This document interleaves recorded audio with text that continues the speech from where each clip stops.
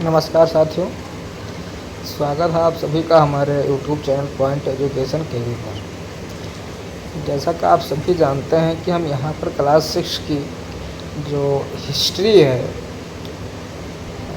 उसको हम कंप्लीट कर रहे हैं। तो हम पिछले अध्याय में जो है चैप्टर 10 जो है कंप्लीट किए थे और अब हम अध्याय 11 की ओर चलेंगे। यहाँ देखते हैं कि ये लिखा हुआ नए साम्राज्य और राज्य, कैसे कैसे नए साम्राज्य जो है बने, कैसे राज्य बने, सभी चीज़ों के बारे में आज हम यहाँ पढ़ेंगे। ये देखिए, ये फ़ोटो है कितना प्यारा सा है, बच्चे की तस्वीर देखिए, मुस्कुरा रहा है। अरविंद राजा बना, जो लड़का है इसका अरविंद नाम है।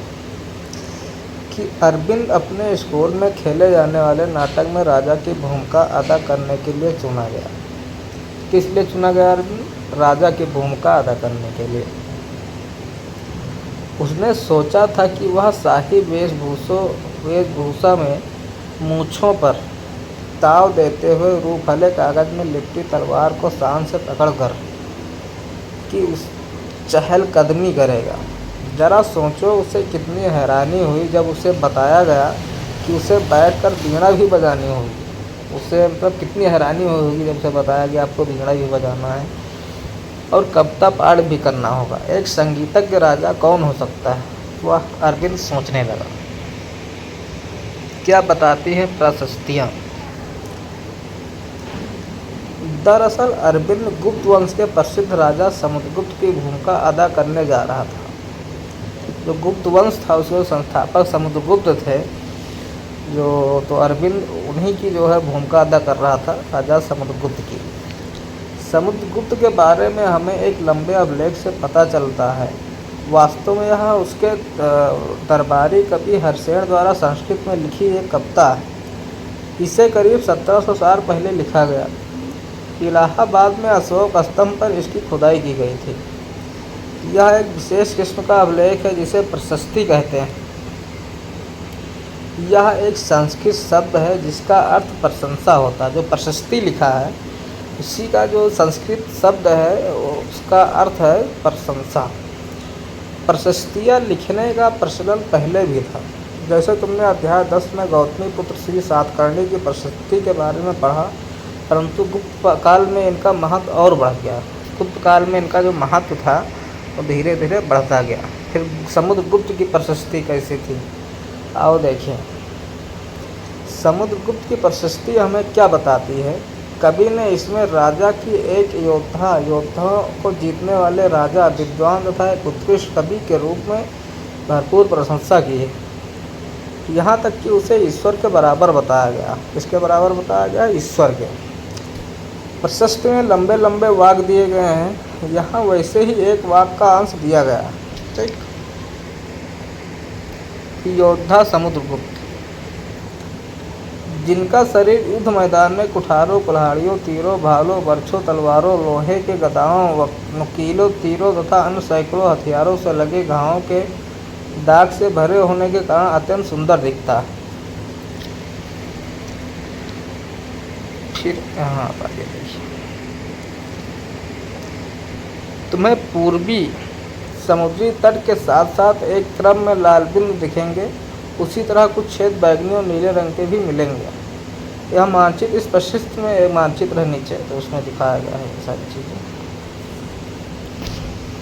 यह मानचित्र में इसमें प्रशस्त में प्राप्त जानकारियों के आधार पर बनाया गया। हरिशेन 4 विभिन्न प्रकार के राजाओं और उनके पर समुद्रगुप्त की नीतियों का वर्णन करते हैं। मानचित्र में हरे रंग का क्षेत्र आर्यावर्त के उन 9 शासकों का है जिन्हें समुद्रगुप्त ने हराकर उनके राज्य को अपने साम्राज्य में मिला लिया। इसके बाद दक्षिणापत्र के 12 शासक थे। कितने शासक थे? दक्षिणापत्र के 12 शासक थे। इनमें से कुछ की राजधानियों को दिखाने के लिए मानचित्र पर लाल बिंदु दिए गए। इन सब ने हार जाने पर समुद्रगुप्त के सामने समर्पण कर दिया। समुद्रगुप्त ने उन्हें फिर शासन की अनुमति दे दी। पड़ोसी देशों का आंतरिक घेरा बैगनी रंग से रंगा गया। इसमें असम तटीय बंगाल, नेपाल और उत्तरी पश्चिम के कई गण या संघ आते थे। ये समुद्रगुप्त के लिए उपहार लाते थे, उनकी आज्ञाओं का पालन करते थे तथा उनके बारे में उपस्थित हुआ करते थे। वह इलाके के शासक जिन्हें नीले रंग से रंगा गया है संभवतः कुषाण तथा शक वंश के थे। इसमें श्रीलंका के शासक भी थे। इन्होंने समुद्रगुप्त की अधीनता स्वीकार की और अपने पुत्रियों का विवाह उससे किया। ये जो है जो कुषाण लोग थे उन्होंने समुद्रगुप्त की अधीनता स्वीकार कर ली और क्या किया, अपने पुत्रियों का विवाह उनसे कर दिया। पहले अक्सर यही होता था। ये है चित्र, ठीक है।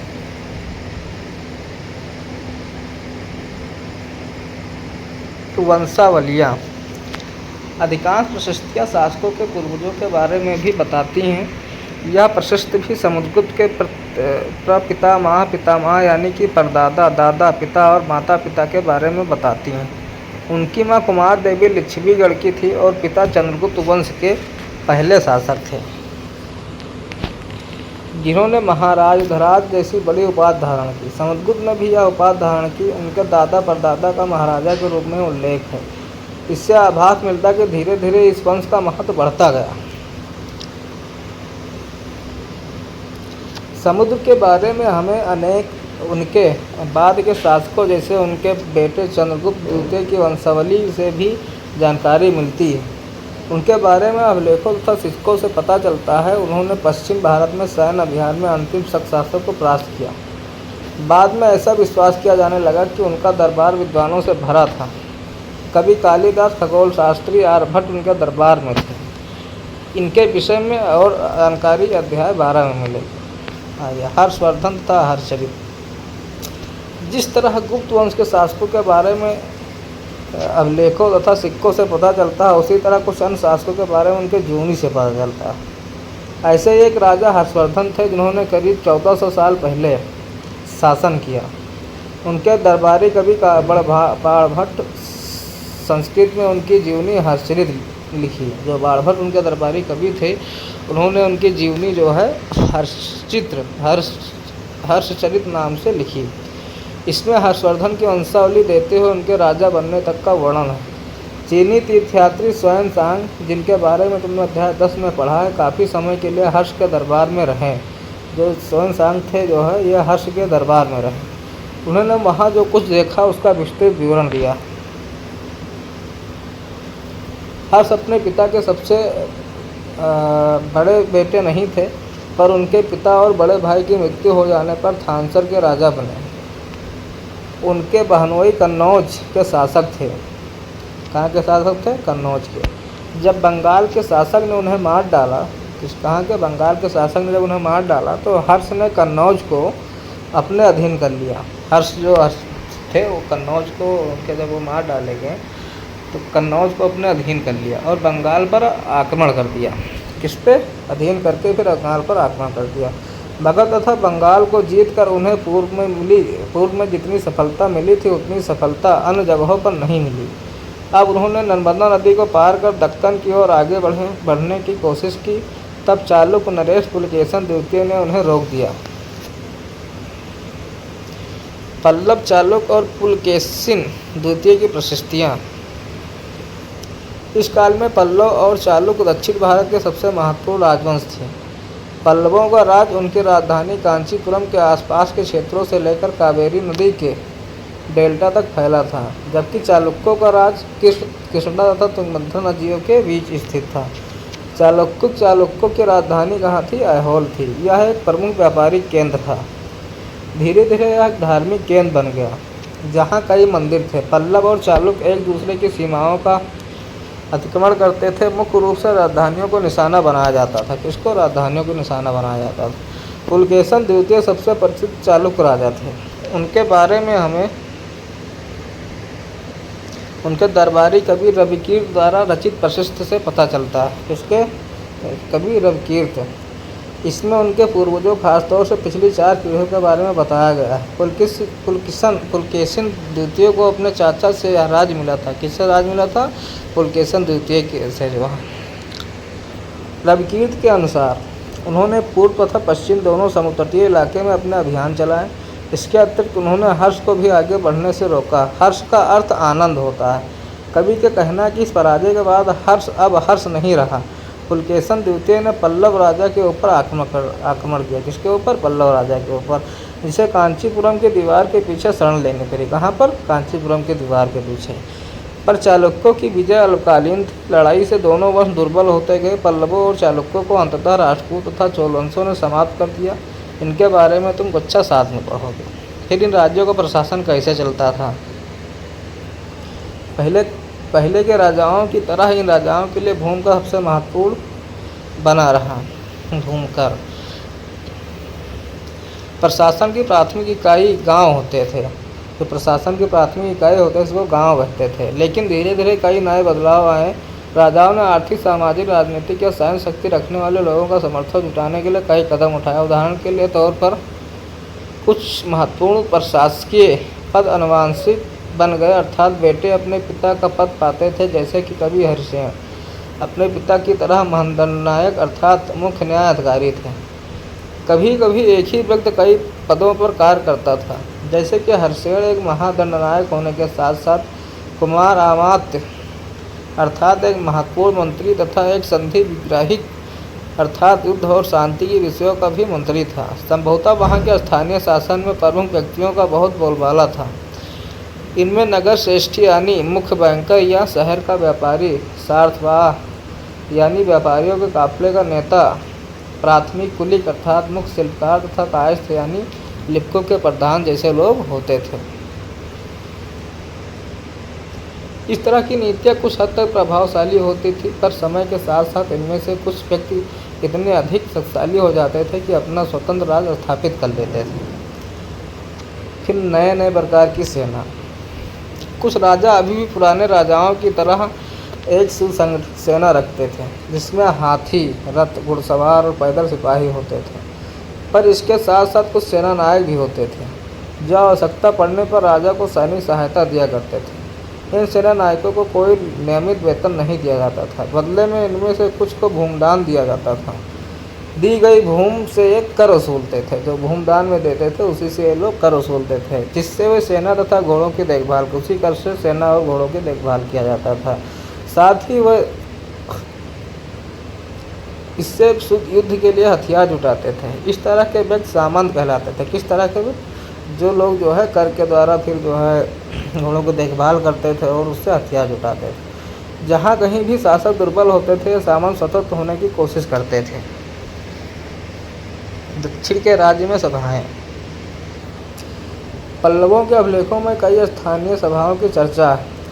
इनमें से एक था ब्राह्मण भूस्वामियों का संगठन, जिससे सभा कहते हैं। क्या कहते हैं? सभा। जो भूस्वामियों का संगठन होता है उसे सभा कहते थे। ये सभाएं उस समितियों के जरिए सिंचाई, खेती बाड़ी से जुड़े विभिन्न काम, सड़क निर्माण और स्थानीय मंदिरों की देखरेख आदि का काम करती थी। जिन इलाकों के भूस्वामी ब्राह्मण नहीं थे, वहाँ पर उनका नामक ग्राम सभा के होने की बात कही गई। नगरम व्यापारियों के एक संगठन का नाम था। जो नगरम है वो व्यापारियों के एक संगठन का नाम था। संभवतः इन सभाओं पर धनी तथा शक्तिशाली भूस्वामियों और व्यापारियों का नियंत्रण था। इनमें से बहुत सी स्थानीय सभाएं शताब्दियों तक काम करती रही। ठीक। फिर उस जमाने के आम लोग। जनसाधारण के जीवन की थोड़ी बहुत झलक हमें नाटकों तथा कुछ अन्य स्रोतों से मिलती है। चलो इसके कुछ उदाहरण देखते हैं। कालिदास अपने नाटकों में राज दरबार के जीवन के चित्रण के लिए प्रसिद्ध हैं। इन नाटकों में एक रोचक बात यह है कि राजा और अधिकांश ब्राह्मणों को संस्कृत बोलते हुए दिखाया गया है, जबकि अन्य लोग तथा महिलाएं प्राकृत बोलते हुए दिखाए गए हैं। उनका सबसे प्रसिद्ध नाटक अभिज्ञान शाकुंतला के दुष्यंत नामक एक राजा और शकुंतला नाम की एक युवती की प्रेम कहानी। इस नाटक में एक गरीब मछुआरे के साथ राजकर्मचारियों के व्यवहार की बात कही गई। चलिए इसका कोई वो नहीं है, नीचे पढ़ते हैं। चीनी तीर्थयात्री फासियान का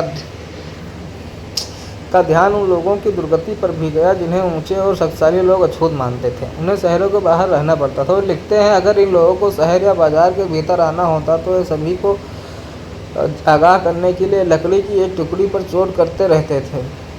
यह आवाज़ सुनकर लोग सतर्क होकर अपने को छू जाने से या किसी भी प्रकार के संपर्क से बचाते थे। एक जगह बाणभट्ट द्वारा अभियान पर निकली राजा की सेना का बड़ा सजीव चित्रण किया गया। राजा की सेना। फिर इसको पढ़ लेते हैं मानचित्र से। मरुभूमि होते हुए भी सदियों से अरब यातायात का एक बड़ा केंद्र था। दरअसल अरब व्यापारी तथा नाविकों ने भारत और यूरोप के बीच समुद्री व्यापार बढ़ाने में एक महत्वपूर्ण भूमिका निभाई थी। अरब में रहने वाले अन्य लोगों में बेदुइन थे, जो घुमक्कड़ कबीले होते थे। कौन घुमक्कड़ कबीले होते थे? बेदुइन। ये मुख्य रूप से ऊँटों पर आश्रित होते थे। किसके ऊपर? ऊँटों पर, क्योंकि यह एक सेना मजबूत जानवर है जो मरुभूमि में भी स्वस्थ रह सकता है। ऊँट जो है मरुभूमि में भी स्वस्थ रहते हैं। लगभग 1400 साल पहले पैगंबर मोहम्मद ने अरब में इस्लाम नामक एक नए धर्म की शुरुआत की। किसने? मोहम्मद पैगंबर मोहम्मद ने अरब में इस्लाम नामक एक धर्म की शुरुआत की। ईसाई धर्म की तरह इस्लाम ने भी अल्लाह को सर्वोपरि माना। उनके बाद सभी को समान माना गया है। यहाँ इस्लाम धर्म के पवित्र ग्रंथ कुरान का एक अंश दिया गया है।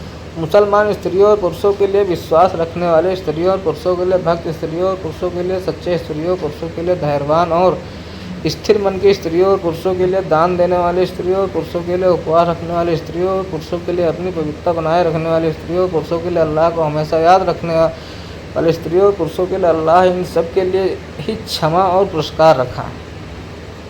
अगले 100 साल के दौरान इस्लाम उत्तरी अफ्रीका, स्पेन, ईरान और भारत में फैल गया। जो इस्लाम था अगले 100 साल में कहाँ? उत्तरी अफ्रीका, स्पेन, ईरान और भारत में फैल गया। अरब नाविक जो इस महाद्वीप के तटीय बस्तियों से पहले से ही परिचित थे, अब अपने साथ इस नए धर्म को भी ले आए। अरब के सिपाहियों ने करीब 1300 साल पहले सिंध को जीत लिया था। किसको? 1300 साल पहले जीत लिया था सिंध को। चलिए, अध्याय 11 भी कंप्लीट हुआ। इससे ही धीरे धीरे करके हम सभी एनसीईआरटी कवर करेंगे। अब लास्ट चैप्टर है 12, तो इसको जो है हम अगली वीडियो में पढ़ेंगे। और साथियों, अगर वीडियो आपको अच्छी लग रही हो तो एक बार सब्सक्राइब करिए, लाइक करिए। वैसे अभी इतना एक्सपीरियंस नहीं है, अभी थोड़ा सही से हम पढ़ा नहीं पा रहे हैं, लेकिन धीरे धीरे, क्योंकि ऑनलाइन में थोड़ा हिचकिचाहट होती है पहले। तो हम नेक्स्ट वीडियो में मिलेंगे। और एनसीईआरटी जब हमारी ख़त्म होगी तब हम हिंदी का व्याकरण शुरू करेंगे। और आपको हम ऐसा विधिवत पढ़ाएंगे कि आप व्याकरण से जो डर लगता है वो धीरे धीरे डर आपके जहन से गायब हो जाएगा। ठीक है, को हिंदी व्याकरण पढ़ाएंगे बहुत अच्छे से। तो इस वीडियो में अभी तक इतना ही। नेक्स्ट वीडियो में मिलेंगे अध्याय 12 के साथ। ठीक है साथियों, नमस्कार, धन्यवाद।